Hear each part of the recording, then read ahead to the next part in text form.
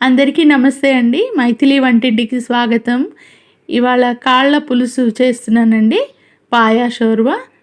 వీటి కోసం కావాల్సినవన్నీ రెడీగా పెట్టుకొని కాళ్ళని ప్లెయిన్ వాటర్లో ఉడికించానండి, ఉప్పు వేయకుండా. 4 విజిల్స్కి బాగా సాఫ్ట్గా ఉడికిపోయినాయండి. తర్వాత వాటిని తీసి పక్కన పెట్టి కర్రీ చేయడానికి ప్రిపేర్ చేశాను.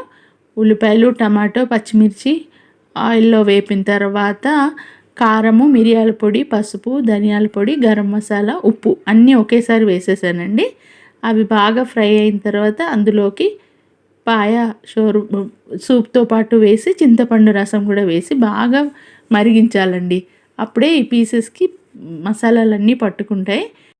ఈ పాయా పులుసు రెసిపీ డీటెయిల్డ్గా మైథిలి వంటిల్లు వీడియోస్లో ఉందండి.